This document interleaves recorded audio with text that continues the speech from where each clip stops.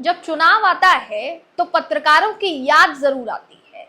बेशक अब वो पत्रकार जो हैं 60 साल की उम्र के हो गए हों, क्योंकि पत्रकारिता में उनका योगदान शायद हो सकता है कि जो बिगिनिंग लेवल के पत्रकार हैं उनसे ज्यादा हो, क्योंकि वो बिहार को अच्छे से समझते हैं, वो पोल पट्टी खोलने में माहिर होते हैं, उन्हें पता होता है कि किसके गिरेबान में क्या राज जो है वो छुपे हुए हैं। तो ये कहीं ना कहीं अगर देखा जाए दोस्तों, ये चीजें समझते हुए बिहार सरकार को भी याद आ गई है पत्रकारों की। अब हैरान कर देने वाली बात है ये, लेकिन सच है।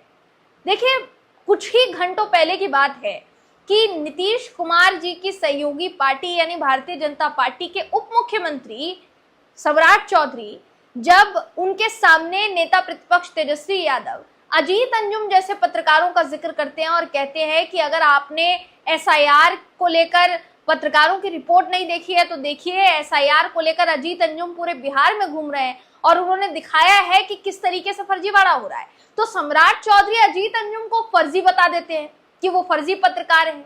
इस पर जब तेजस्वी यादव उनसे लड़ते हैं तो हंगामा मच जाता है। तो एक तरफ आप पत्रकारों को फर्जी कह रहे हैं, दूसरी तरफ आपकी ही सरकार पेंशन दुगनी कर रही है।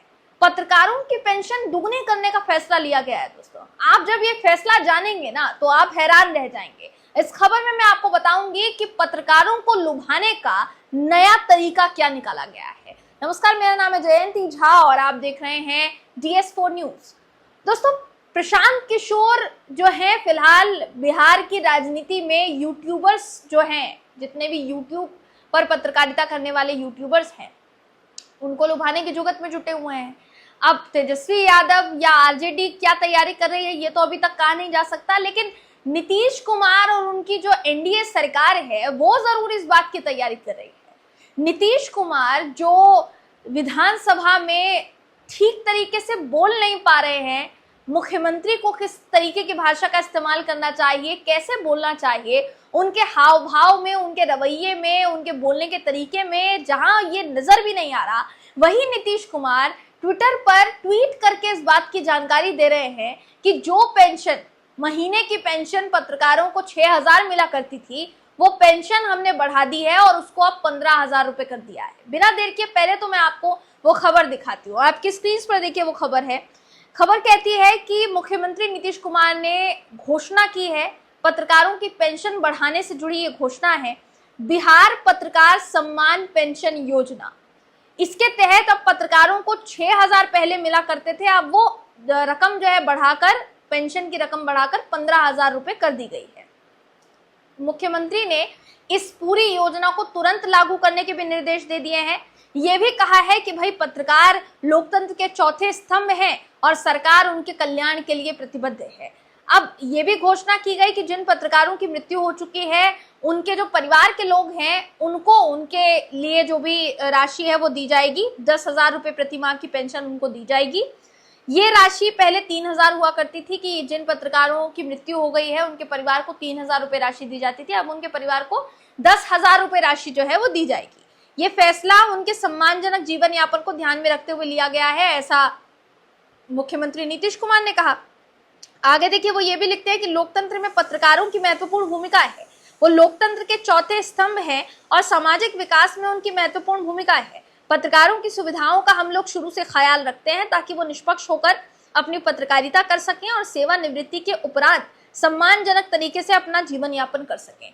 दोस्तों, मैं आपकी जानकारी के लिए बताना चाहूंगी कि बेशक पत्रकारों का ना बहुत अहम रोल होता है। हम भी पत्रकार हैं और जाहिर सी बात है कि क्या सच है, क्या झूठ है, इसके बीच फर्क करना हम जानते हैं और जनता को ये बताना अपनी जवाबदेही, अपनी जिम्मेदारी समझते हैं कि सच क्या है और झूठ क्या है। शायद बिहार में आगे आने वाले कुछ महीनों में ये सच और झूठ के बीच का फासला बहुत कम होने वाला है दोस्तों। दूध का दूध और पानी का पानी होने वाला है। ये कारण हो सकता है कि इतना बड़ा फैसला पत्रकारों को लेकर किया गया है। आप पत्रकारों के लिए इतना बड़ा फैसला ले रहे हैं, ये चौंकाने वाली बात है दोस्तों। सोचने समझने वाली बात है कि बिहार में इस समय जो सरकार है उसको लेकर तरह तरह के खुलासे हो रहे हैं। अब इससे पहले कुछ ही घंटों पहले एक कैग की रिपोर्ट का खुलासा हुआ, जिस रिपोर्ट के बारे में विस्तृत जानकारी इससे पहले हम आपको दे चुके हैं।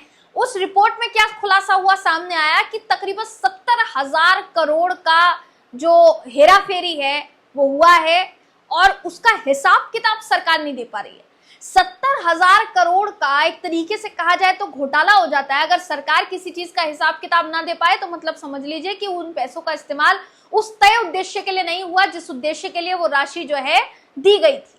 कुल मिलाकर कहा जाए तो कैग की रिपोर्ट का इतना बड़ा खुलासा ये भी तो हो गया ना, वो भी तो पत्रकारों द्वारा ही किया गया है, खुलासा किया गया है। जाहिर सी बात है कि वो अखबारों में छपेगा, वो टीवी पर आएगा, आप उन खबरों को देख पाएंगे। अभी भी जो क्राइम से जुड़ी खबरें हैं बिहार में लगातार बढ़ती चली जा रही है और उनको दिखाने में कोई भी पत्रकार संकोच नहीं कर रहा है, क्योंकि किसी भी पत्रकार की भूमिका उस राज्य के विकास को तय करती है दोस्तों। क्योंकि जाहिर सी बात है, देखिए पत्रकार किसी राज्य में किसी क्षेत्र का नेतृत्व करता है, वो देखता है कि वहां किन चीजों की सुविधा है, किन चीजों की सुविधा नहीं है, जनता को कितनी परेशानी हो रही है और वो उस हिसाब से अपनी आवाज को मुखर करता है। अब अगर आप पेंशन बढ़ाने की बात करेंगे तो हो सकता है कि पत्रकार जो है वो अपना काम ना कर पाए, क्योंकि आपने तो पेंशन बढ़ा दी है, आपने एक तरीके से कहा जाए तो लॉलीपॉप लाकर रख दिया उनके सामने कि भाई अब चलिए पेंशन बढ़ा दिया है आपका, अब आप हमारे खिलाफ कुछ मत लिखिएगा। पत्रकारिता में एज नहीं देखी जाती दोस्तों। 80-80 साल के लोग भी जो हैं या 70 से ऊपर 60 साल से ऊपर लोग भी बड़ी बड़ी खुलासे करते हैं, क्योंकि जाहिर है उनको इतिहास का ज्ञान ज्यादा होता है, उनको किसी पॉलिटिशियन के राजनीतिक जीवन का ज्ञान ज्यादा होता है। तो क्या ये सारी चीजें बंद करने के लिए इतना बड़ा फैसला लिया गया है, वो भी आनन फानन में फैसला लिया गया है। आपकी स्क्रीन पर एक ट्वीट भी मैं आपको दिखा रही हूँ। ये जो ट्वीट है एनडीटीवी के पत्रकार अखिलेश शर्मा ने ये किया है और अखिलेश शर्मा ने अपने ट्वीट में लिखा है कि प्रशांत किशोर की नजरें यूट्यूबर्स के एक खेमे पर हैं। उधर नीतीश कुमार ने पात्र पत्रकारों की पेंशन 6,000 प्रति माह से बढ़ाकर सीधे 15,000 कर दी है। आरजेडी भी कुछ ना कुछ सोच ही रही होगी। चुनाव से पहले बिहार में पत्रकार भी फोकस में आ गए हैं, क्योंकि जाहिर है ना, पत्रकार तो फोकस में आएंगे ही। कौन सरकार की पोल पट्टी खोल रहा है, कौन सरकार की पोल को बचाने की कोशिश कर रहा है, ये सारी चीजें तो सामने है दोस्तों। कुल मिलाकर कहा जाए तो फिलहाल ये खबर चर्चा में है। हम इस पर आपकी राय जानना चाहेंगे कि आप ये किसी झोल की तरफ इशारे को देखते हैं या फिर कुछ और माजरा लग रहा है। आपकी राय कमेंट करके मुझे जरूर बताइएगा। अगली वीडियो में आपसे फिर मिलूंगी, तब तक के लिए नमस्कार।